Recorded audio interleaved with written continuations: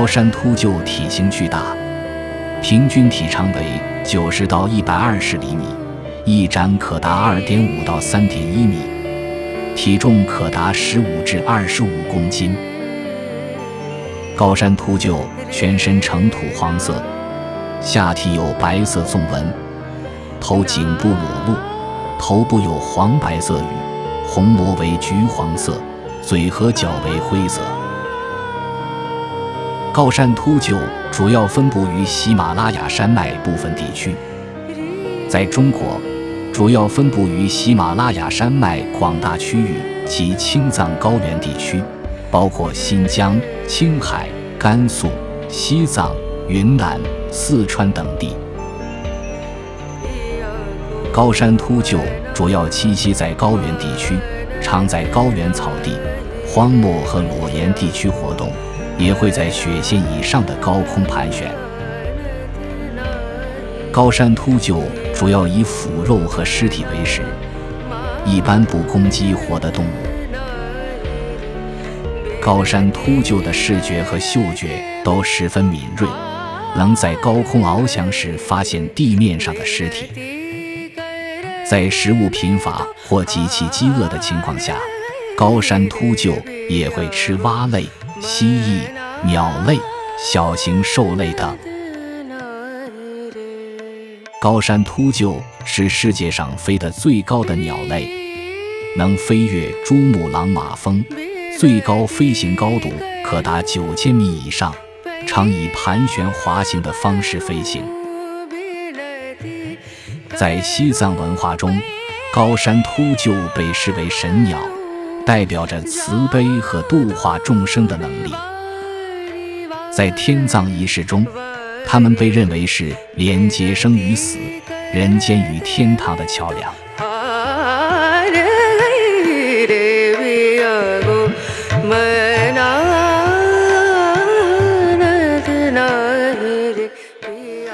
在平均海拔4000米以上的青藏高原，凛冽的风终年掠过连绵的雪山，将生命的印记刻进每一块岩石与每一寸土壤。当朝阳为念青唐古拉山镀上金边时，山脚下的天葬台正迎来新一天的寂静。这里是藏族先民留给世界的生命哲学课堂。天葬，这一延续1000年的古老仪式，如同高原上永不干涸的溪流，承载着一个民族对生死的深刻思考。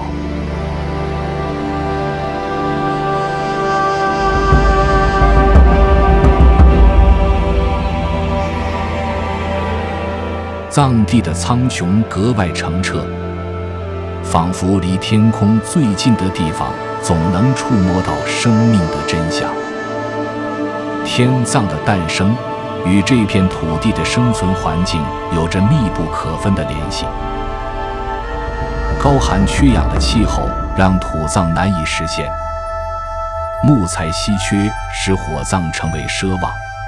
而辽阔的草原与深邃的峡谷又让水葬受到局限。在这样的自然条件下，藏族先民以惊人的智慧创造出天葬这种独特的丧葬形式，既顺应了自然规律，又融入了对生命的敬畏。在藏语中，天葬被称为度垂解蛙，意为送尸到天界，或恰多即为救婴。这两个名称直白地道出了仪式的核心，将逝者的躯体奉献给高原上的神鸟秃鹫，完成从生到死再到重生的轮回闭环。对于世代生活在雪域的藏族人而言，死亡并非生命的终点，而是灵魂脱离肉体，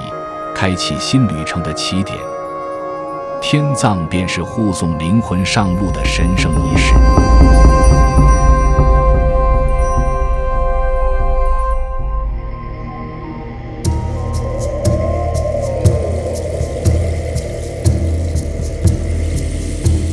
追溯天葬的起源，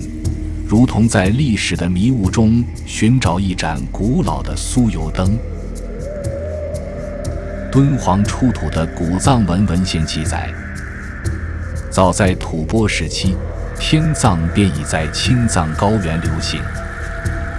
这些泛黄的纸卷上，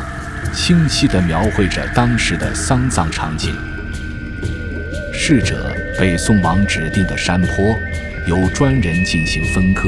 随后有成群的鸟类聚集。这表明天葬并非凭空出现，而是经过漫长岁月演变形成的文化结晶。佛教的传入为天葬注入了更深邃的精神内涵。公元7世纪，松赞干布引入佛教后，舍身饲虎的故事与藏族本土的生命观产生共鸣。佛教认为，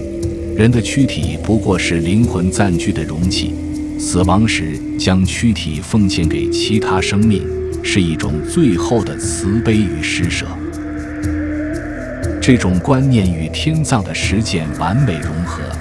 使其从一种简单的丧葬方式升华为具有深刻哲学意义的精神仪式。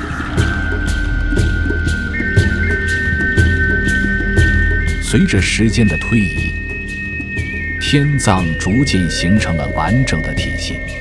从选址到仪式流程，从参与人员到禁忌规范，每一个细节都蕴含着藏族人的生活智慧与精神追求。天葬台通常建在视野开阔、地势较高的山岗，既便于秃鹫发现目标，也象征着灵魂向高空升腾。著名的天葬台如直贡梯寺天葬台，不仅是处理逝者的场所，更成为承载民族记忆的文化地标。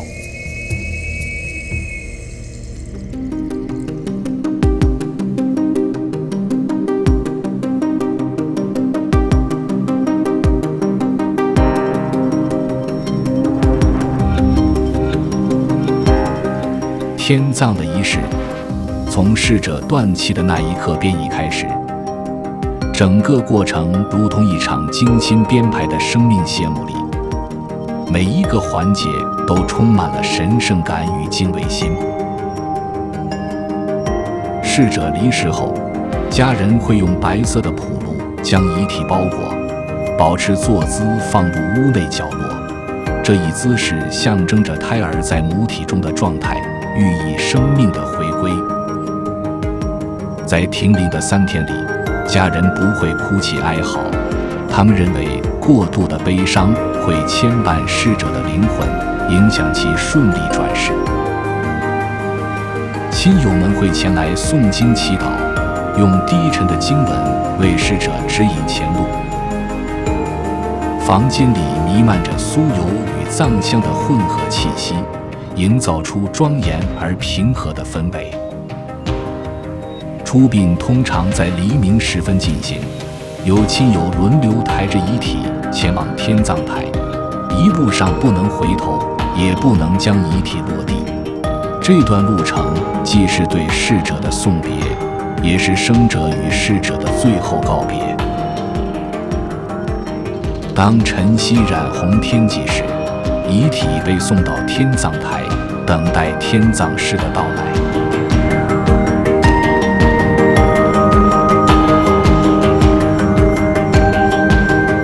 天葬师是仪式的核心执行者，他们通常是德高望重的僧人或掌握特殊技艺的专业人员，被称为热迦巴。在开始仪式前，天葬师会点燃柏树枝，烟雾缭绕中，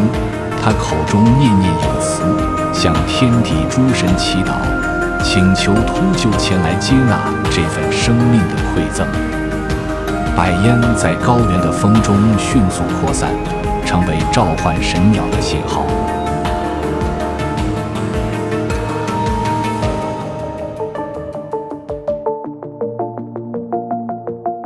当秃鹫群盘旋而至时，天葬师开始进行仪式的核心环节。他用特制的刀具将遗体分割，动作精准而娴熟，每一个切口都遵循着古老的规程。在藏族观念中，这并非对逝者的不敬，而是帮助灵魂解脱的必要步骤。通过将躯体分解，让其更快地回归自然，融入万物。分割后的骨肉被混合在一起，抛向等待的秃鹫。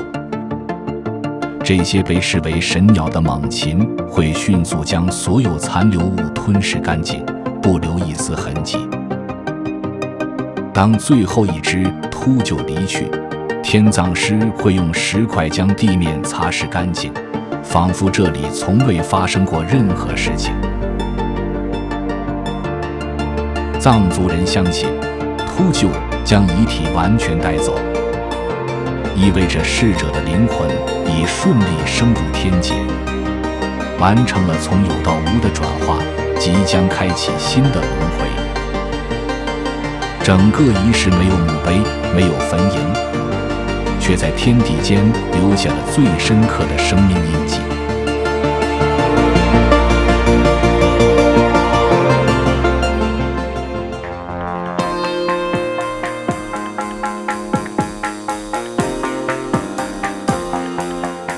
天葬不仅仅是一种丧葬仪式，更是藏族人生命哲学的具象化表达，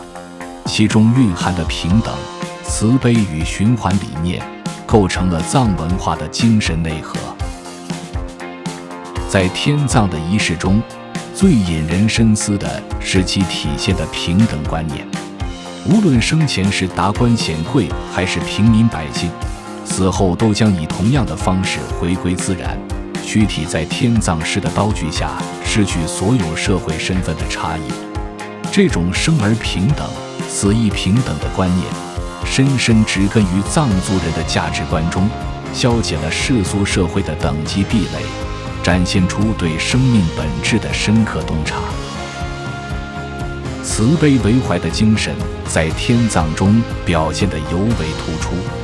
将自己的躯体奉献给其他生命，被视为一种大彻大悟的布施行为。藏族人认为，即使在生命的最后时刻，也要为世间万物留下一份善意。这种舍身利他的思想与佛教的慈悲精神一脉相承，成为塑造民族性格的重要力量。更重要的是，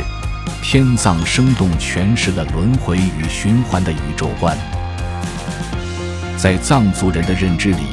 生命如同四季更迭，死亡只是其中的一个节点。躯体被秃鹫吞噬后，转化为鸟类的生命能量，最终以粪便的形式回归大地，滋养草木，草木又被食草动物食用，形成一个完整的生态循环。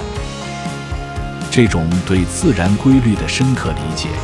让天葬超越了单纯的丧葬范畴，成为人与自然和谐共生的典范。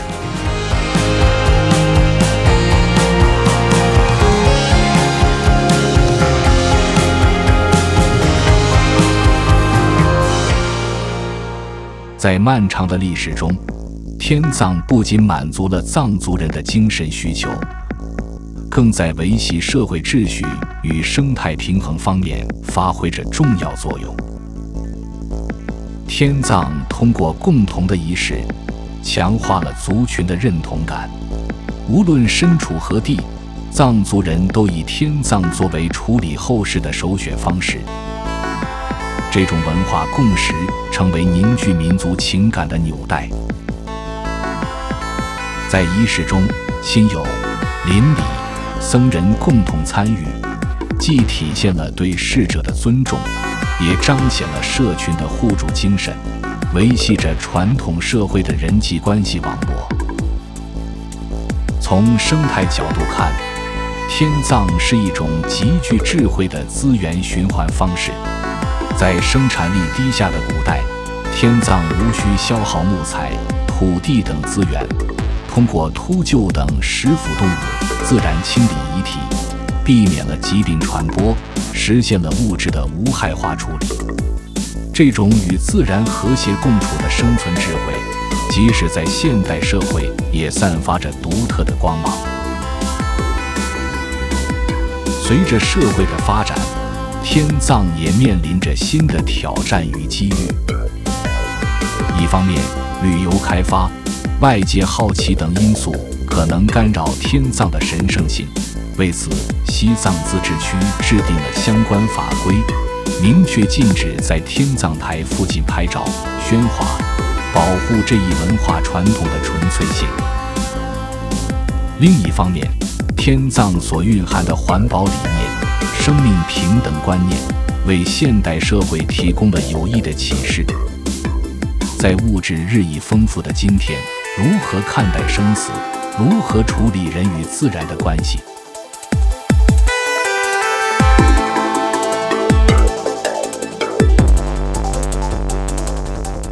当夕阳为天葬台镀上一层温暖的金光，远处的秃鹫在天际盘旋，仿佛在守护着这片土地上的生命秘密。天葬作为藏族文化的重要组成部分，不仅是一种丧葬仪式，更是一部关于生命、自然与信仰的百科全书。它告诉我们，死亡并非终结，而是生命循环中的一个环节。躯体并非永恒，而精神与慈悲可以跨越时空。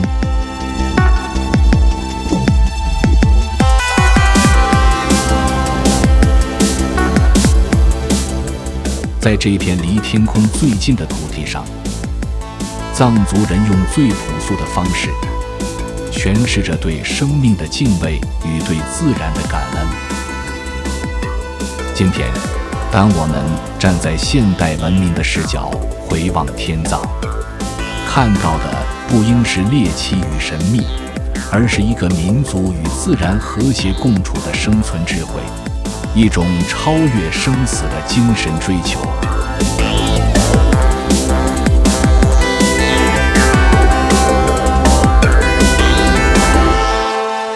天葬如同高原上的长风，吹过千年岁月，依然在诉说着生命的真谛。那是对自然的敬畏，对生命的尊重，更是对永恒轮回的信仰与期待。